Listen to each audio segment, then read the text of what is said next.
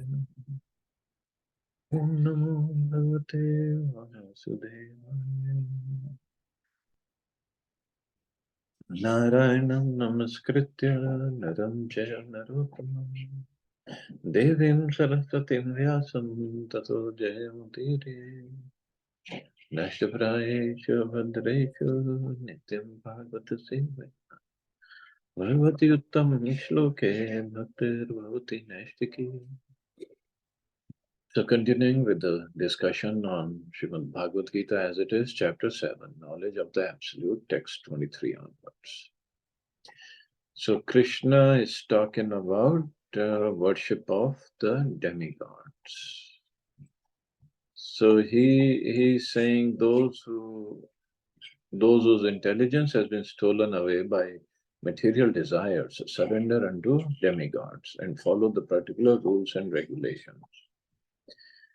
And Krishna then says that I am sitting in everybody's heart, and whenever somebody's desire is to worship demigod, so he is the one who fixes his faith, makes his faith steady in that particular demigod.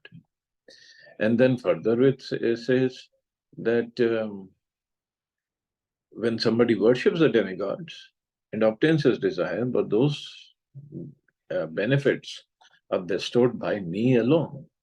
I mean, demigods, yes, they do it, but they are just instruments in giving those benefits. And further, he says, Antvatatu phalam tesham tadbhavati alpamedasam devana deva yajo yanti madbhakta yanti mamapi. Men of small intelligence worship the demigods, and their fruits are limited and temporary. Those who worship the demigods go to the planets of the demigods, but my devotees ultimately reach my supreme planet. There's a huge difference in worshipping the demigods, getting the fruits which are limited and temporary. Worship of demigods, I mean, any tapasya that we undergo, or any yajna that we do, it's not that easy, first of all. And the results are very temporary and limited. And as Krishna said, those who worship the demigods go to the planets of the demigods. So even if somebody goes to those material planets, they are not spiritual, they're material, heavenly planets, but material planets. And even if somebody goes there, he has to come back from there after his bank balance of pious activities is over. But then what's the point? That's what he's trying to say. And that it's basically for a devotee to understand it's a wastage of time. Maybe one lifetime we can enjoy. Maybe. Even that not fully, because for the results are temporary and limited. And the miseries are always there. And there is no chance of liberation. Demigods cannot offer liberation. But here Krishna says, but my devotees ultimately reach my supreme planet, and for which he has already said that they are eternal, full of bliss and knowledge.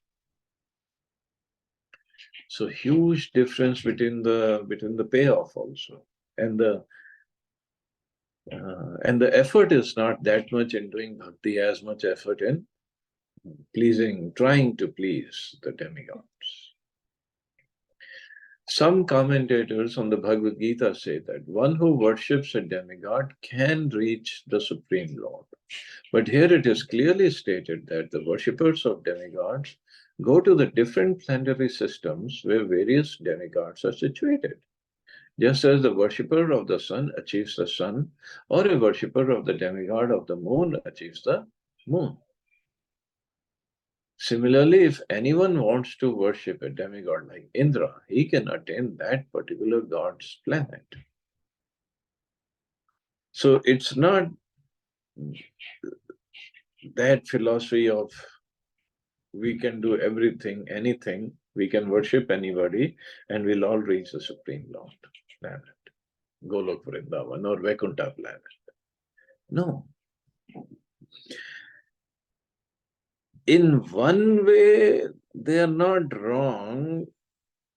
Okay, it will take a very long time to reach Vaikuntha planet if we go via worshipping demigods. Very long time in the sense that slowly, somehow somebody will maybe guide us if we develop a desire to worship the Supreme Lord in some lifetime. Maybe this lifetime, maybe some other lifetime.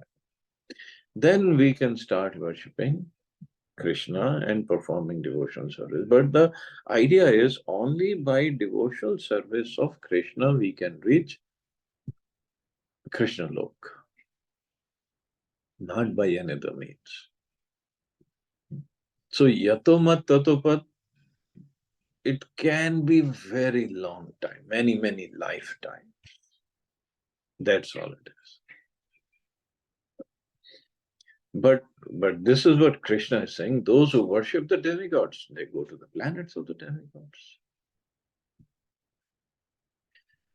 Similarly, if it's not that everyone, regardless of whatever demigod is worshipped, will reach the Supreme Personality of Godhead. That is denied here. For it is clearly stated that the worshippers of demigods go to different planets in the material world, but the devotee of the Supreme Lord goes directly to the Supreme Planet of the Personality of Godhead. So the devotee of the Supreme Lord goes directly to the Supreme Planet of the Personality of Godhead. And from there, he doesn't have to come back again. Here the point may be raised that if the demigods are different parts of the body of the Supreme Lord, then the same end should be achieved by worshipping them. However, worshippers of the demigods are less intelligent because they don't know to what part of the body food must be supplied. Some of them are so foolish that they claim that there are many parts and many ways to supply food. This isn't very Sengai. Can anyone supply food to the body through the ears or eyes? They do not know that these demigods are different parts of the universal body of the Supreme Lord. And in their ignorance, they believe that each and every demigod is a separate god and a competitor of the Supreme Lord. So that is definitely not the case that each demigod is a separate god. There are no 33 gods. They're demigods. They are Devi Devatas. And there's a difference between Bhagwan and Devi Devata. Not only are demigods parts of the Supreme Lord, but ordinary living entities are also. In Srimad Bhagavatam, it is stated that the Brahmins are the heads of the Supreme Lord, the Kshatriyas are his arms, Vaishyas are his waist, the Shudras are his legs, and all serve different functions. So Brahmins being the head of the Supreme Lord means the Vishwarup, you can say, or Krishna also says, yes, they are like my heads. But that doesn't mean the Brahmins should be worshipped as the Supreme Lord, or the Brahmins become the Supreme Lord. And what to speak of Brahmins as the head of the Supreme Lord, when Krishna is in Bhagavad Gita only is speaking that at the time of death, whatever our consciousness is, will attain that body. So that Brahman in this life, he can become Kshatriya, Vaishya, Shudra, or a Brahman, or animal, or a demigod, or can go to demigod planet in the next life. So then what? The head is becoming the foot if he takes a birth in a Shudra family, or becomes a Shudra next life. So this analogy is given just for us to understand that Brahmins should be respected. And the Kshatriyas are his arms. So next lifetime, whatever the Kshatriya in this life becoming a Vaishya or Shudra or Brahman next life. So arm is becoming head. No, arm remains a arm. So whoever in this lifetime has a qualities and work of a Kshatriya, he should understand what he has to do. Not that he has become the Supreme Lord or he is always be the arm of the Lord. That's never mentioned anywhere. Regardless of the situation, if one knows that both the demigods he himself and he himself are part and parcel of the Supreme Lord, his knowledge is perfect. So we are part and parcel. We are not the Supreme Lord, never going to become the Supreme Lord. But if he does not understand this, he achieves different planets where the demigods reside. This is not the same destination the devotee of the Lord reaches. The results achieved by the demigods' benedictions are perishable because within this material world, the planets, the demigods, and the worshippers are all perishable. This whole material universe is perishable. It's not going to stay forever. Even if somebody worships Lord Shiva and Lord Brahma for some material benedictions, but they are temporary. Ravan worshipped Lord Shiva. And how many years he worshipped Lord Shiva? Did his tapasya. How many years? For how many years he enjoyed? Hiranyakashipu, he worshipped and pleased Lord Brahma. 100 celestial years means 30,000 human years. And for how long he enjoyed? Only 5 years. Because Prahlad Maharaj, when he was born, when Prahlad Maharaj was in the womb of his mother, Hiranyakashipu was doing his tapasya. It was that Prahlad Maharaj did not come out of the womb of his mother till the mother came back to the palace of Hiranyakashipu after his tapasya was over. And Prahlad Maharaj was only 5 years old when Hiranyakashipu was killed by Nrsimhadev. So hundreds years of rigorous tapasya and then enjoyment, and not even full enjoyment, because he was always afraid. His senses were always disturbed. So what's the point? And nobody has performed tapasya greater than Hiranyakashipu. Ravan performed tapasya for what, 10,000 years, but 10,000 human years. And again, severe tapasya. But then for how long he enjoyed? And sometimes Bali, Angad's father Bali, he defeated him. Ravan actually once went to fight with Bali. But he knew Bali had this benediction. Again, demigods give the benediction. Not the Supreme Lord gave the benediction. That whoever comes in front of you, you will attain half of his strength whenever somebody wants to fight you. So Ravan knew this, that Bali has this benediction. So he went from back to attack. The Bali was doing some puja at that. So Bali, his tail came forth and it wrapped around Ravan. And from there, Bali, while doing his puja, he jumped from there to Rameshwaram, to Badrinath, and to all these places. And Ravan was wrapped in his tail. And Ravan, when he came back, finished his puja, Ravan said, "Let me go. This is very insulting for me." So these are the benedictions of demigods. Somebody gets more, somebody gets less, and they think we are the supreme person because we got this benediction. No. So ultimate benediction and ultimate service is of the Supreme Lord, where the benediction is permanent. But people want quick results. They want to enjoy, supposedly enjoy this material world. So we want quick results. So let's waste one lifetime or more lifetimes. Who cares? But that's not intelligence. Therefore, it is clearly stated in this verse that all results achieved by worshipping demigods are perishable, and therefore such worship is performed by the less intelligent living entity. Because a pure devotee engaged in Krishna consciousness in devotional service of the Supreme Lord achieves eternal blissful existence that is full of knowledge. His achievements and those of the common worshipper of the demigods are different. The Supreme Lord is unlimited. His favor is unlimited. His mercy is unlimited. Therefore, the mercy of the Supreme Lord upon his pure devotees is unlimited. So, unlimited and eternal, permanent. Bhakti, whatever we are doing, chanting, reading, or any other form of bhakti, whatever we're doing, it remains in our bank balance forever, eternally.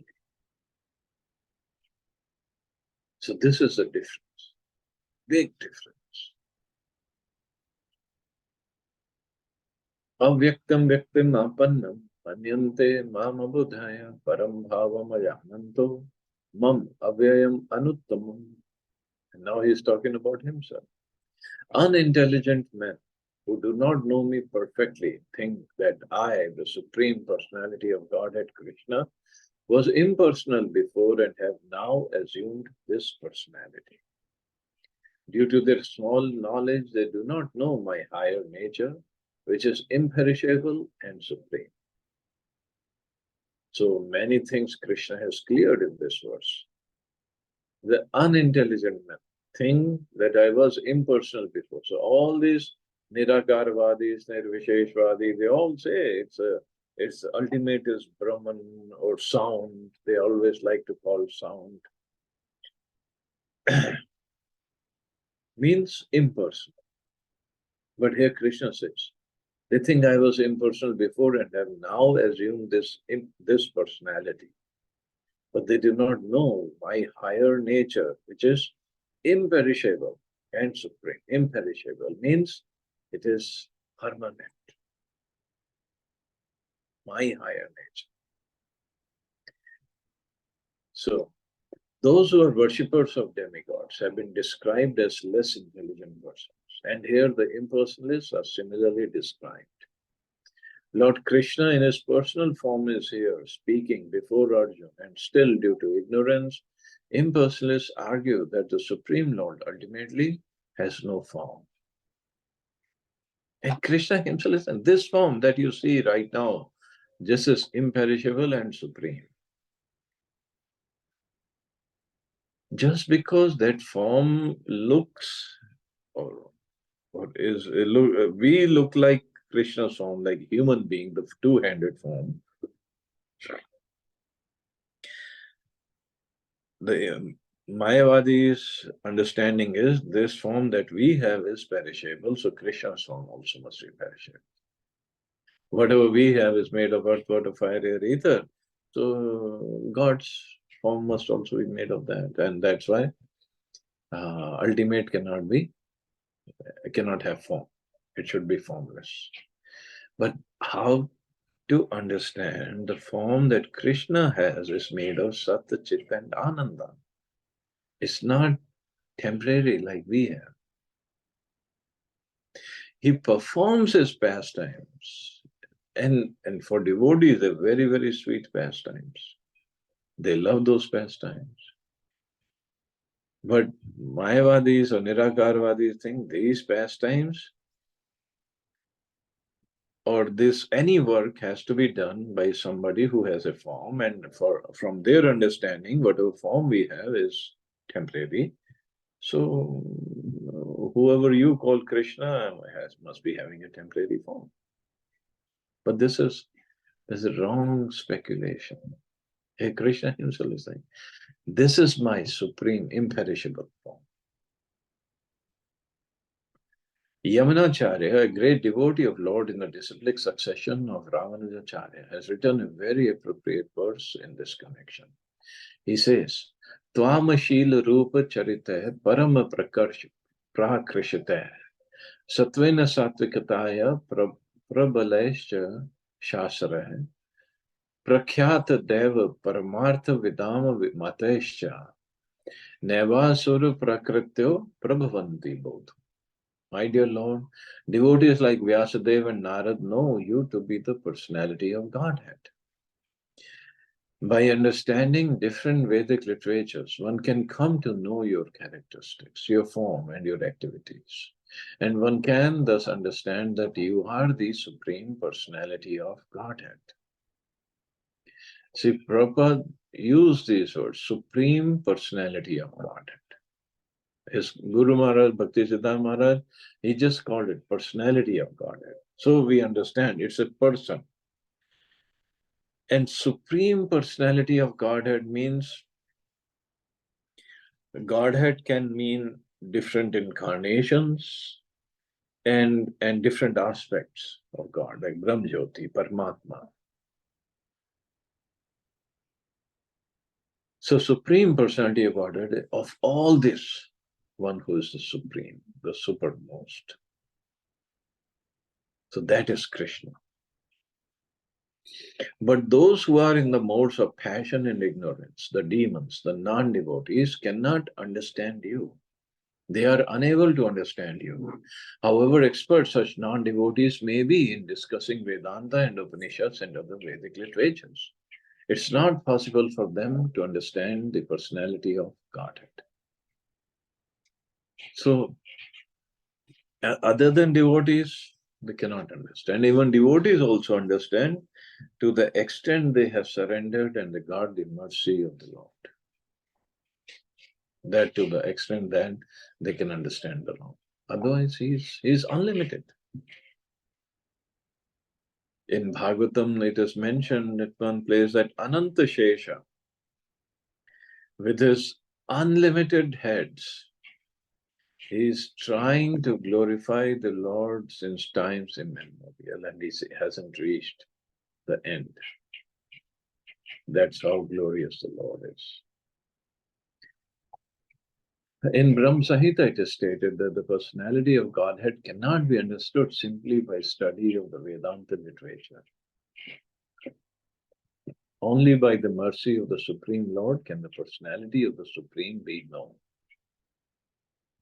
Therefore, in this verse, it is clearly stated that not only are the worshippers of the demigods less intelligent, but those non-devotees who are engaged in Vedanta and speculation on Vedic literature without any tinge of true Krishna consciousness are also very less intelligent.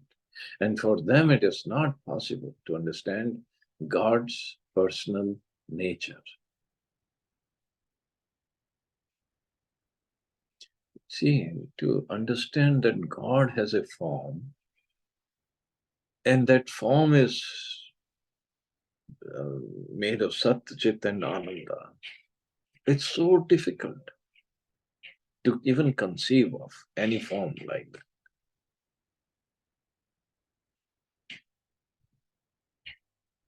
So these, so of course, Prabhupada said they are also less intelligent. They call themselves Vedantists,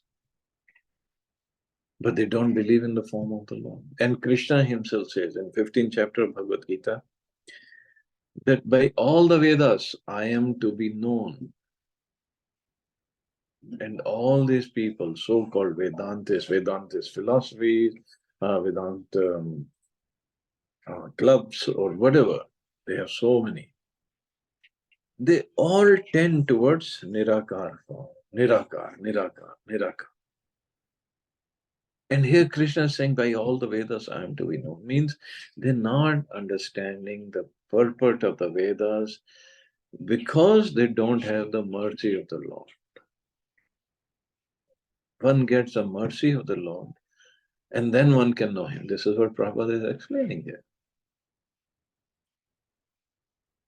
But they don't have that mercy. Why they don't have the mercy? Because they don't have the service mood. They don't want to serve the Lord.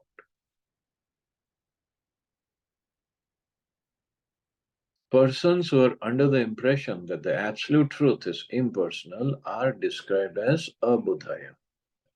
which means those who do not know the ultimate feature of the absolute truth. Abudhaya means they don't have knowledge. In the Srimad Bhagavatam, it is stated that supreme realization begins from the impersonal Brahman and then rises to the localized supersoul. But the ultimate word in the absolute truth is Bhagavan, or the personality of Godhead. Modern impersonalists are still less intelligent, for they do not even follow their great predecessor Shankaracharya, who has specifically stated that Krishna is the supreme personality of Godhead. So in the end, although Shankaracharya gave this Mayavad philosophy, but in the end he said, Bhaj Govindam, Bhaj Govindam, Bhaj Govindam Mudamate, or Narayana Parva Vyaktamat. He said that. As Prabhupada said, these modern impersonalists, they don't even follow their own guru. Impersonalists, therefore, not knowing the supreme truth, think Krishna to be only the son of Devaki and Vasudeva, or a prince, or a powerful living entity. This is also condemned in Bhagavad Gita. Avajananti ma moda manushim tanum ashritam. Only the fools regard me as an ordinary person. Avajananti ma moda. Again, Krishna uses this word moda. He doesn't even use the word murkha. Murkha is still a softer word. But moda is fools and rascals, those who don't have any knowledge. Just like other day somebody posted a video on another group. See, again, this is all these Nirakarvadis, this is the favorite hobby of word jugglery and distorting the real meaning. And this we all have heard it. Oh, Kurukshetra is our body, and he was saying, and so many people standing in front or sitting, and he was the main speaker on the stage, and he said, oh, Pandavas are nothing but our senses, and Krishna is nothing but our mind. And I just commented, I said, what do you mean by Pandavas are nothing but our senses? Pandavas are Pandavas. We have the places belonging to Pandavas. Kurukshetra, Hastinapur, Indrapras, Gurugram, so many places. How can he say Pandavas are nothing but our senses? What do you mean by nothing but our senses? Means the whole Bhagavad Gita is false, Mahabharata is just a work of fiction. What does he mean? Nothing but our senses. But this is so popular among all these whether Nirakarvadis or less intelligent.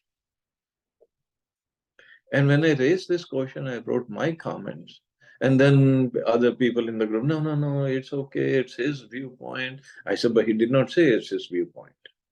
He should have said that, oh, I think this way. He did not say that.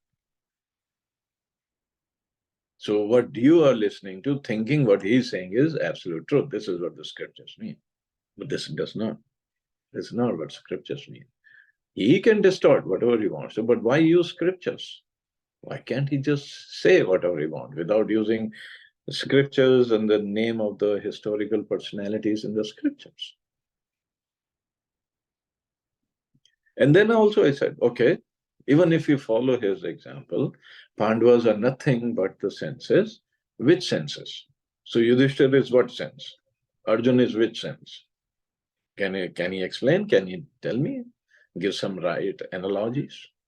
And also, there are 10 senses, 5 working and 5 knowledge acquiring senses. So what happens to the 5 senses? Who are those? See, people don't want to understand. They don't want to learn the proper way. They just believe anybody who says something, it sounds very lofty, it doesn't make sense, but sounds very lofty, and they'll follow it. And yeah, very nice, allegorical statements. What allegory? It's nonsense.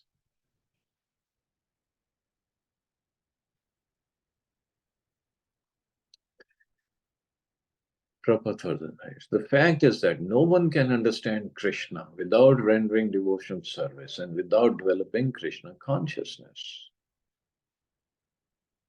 Bhagavatam confirms this. My Lord, if one is favored by even a slight trace of the mercy of your lotus feet, he can understand the greatness of your personality.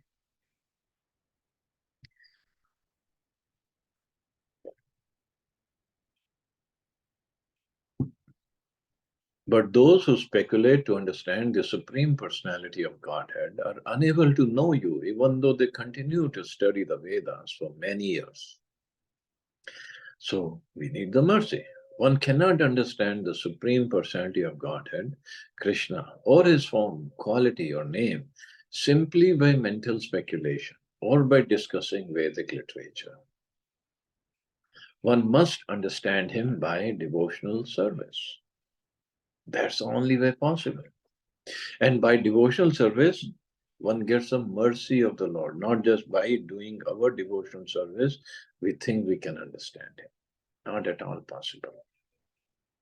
When one is fully engaged in Krishna consciousness, beginning by chanting the Mahamantra, Hare Krishna, Krishna Krishna, Hare Hare, Hare Ram, Ram Ram, Hare Hare, then only can one understand the Supreme Personality of Godhead.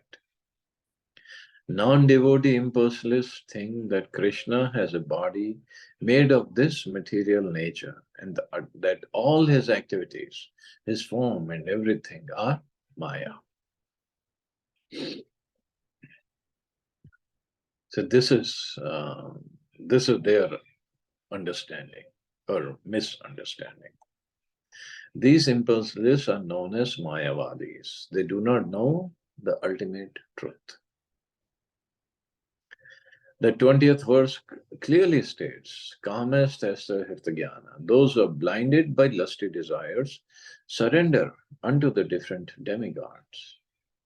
It is accepted that besides the Supreme Personality of Godhead, there are demigods who have their different planets, and the Lord also has a planet.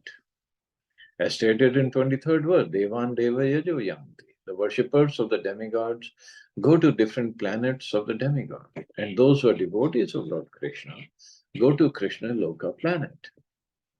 Although this is clearly stated, the foolish impersonalists still maintain that the Lord is formless and that these forms are impositions, assumed forms, they say. From the study of Bhagavad Gita, does it appear that the demigods and their abodes are personal? Clearly, neither the demigods nor Krishna, the Supreme Personality of Godhead, are impersonal. They are all persons. So they are not just light or some energy. No, they're persons. Lord Krishna is the Supreme Personality of Godhead, and he has his own planet, and the demigods have theirs. Therefore, the monastic contention that ultimate truth is formless and that form is imposed does not hold true. It is clearly stated here that it is not imposed. From Bhagavad Gita, we can clearly understand that the forms of the demigods and the form of the Supreme Lord are simultaneously existing, and that Lord Krishna is Satchitta Ananda, eternal blissful knowledge. The Vedic literature confirms that the Supreme Absolute Truth is knowable, is knowledge and blissful pleasure, Vijnanam Anandam Brahma, and that he is a reservoir of unlimited auspicious qualities, Ananta Kalyana Gunatmako Aso. And in the Gita, the Lord says that although he is Aja, unborn, he still appears. So he is Aja. Of course, every soul is Aja. But Lord appears in his own, by his own nature, transcendental supreme nature, not like we have the body from material world or material energy. These are the facts that we should understand. These are the facts that we should understand from the Bhagavad Gita. We cannot understand how the Supreme Personality of Godhead can be impersonal. The imposition theory of the impersonalist monist is false as far as the statements of the Gita are concerned. It is clear herein that the Supreme Absolute Truth, Lord Krishna, has both form and personality. Of course, Prabhupada here said we cannot understand how the Supreme Personality of Godhead can be impersonal. But this Brahmjyoti is also one of his aspects. Yes, Supreme Person is not Nirakar, but Nirakar is also one of his aspects, which is Brahmjyoti. And it is mentioned in Bhagavatam, the Brahmjyoti is the effulgence of his body. But that is not the Supreme, that is not the Param. That's what we have to understand. But Nirakarvadis, they are just go around this Brahmjyoti or Nirakar, Nirvishesh, and this is the truth. And in fact, if we sit down and listen to their lectures, it will not make any sense, especially to a devotee now, one who knows whether we know what to whatever extent, it just doesn't make sense. But people still go and throng to those places and they think we have understood everything. I don't know what they have understood. Anyway, I guess we can stop here. See anybody has any questions or comments.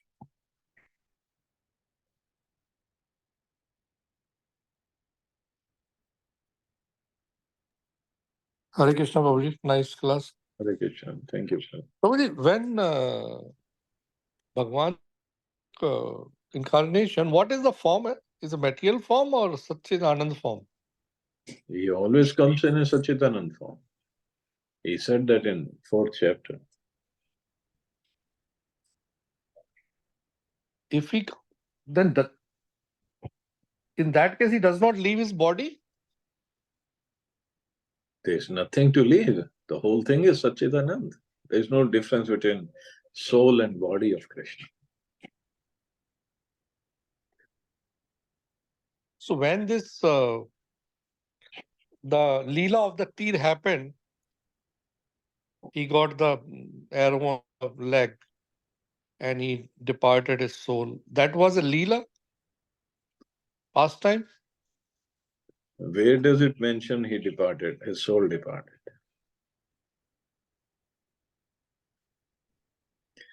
It is not mentioned. Not in Bhagavatam. How he left his planet, Prabhu, when he came? He just unmanifested himself. It was that Leela, after that Leela only he unmanifested.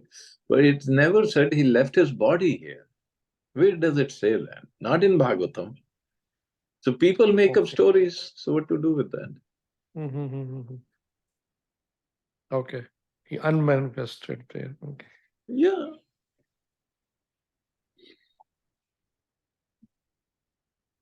So it is not said that he left his body here.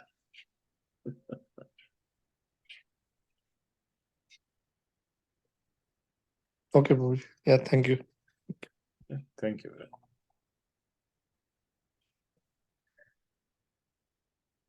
Okay, chalo, you both have a safe and wonderful day. Hare Krishna. Yeah, Jai Shri thank you. Hare Krishna. Thank you. Thank you. Hare Krishna.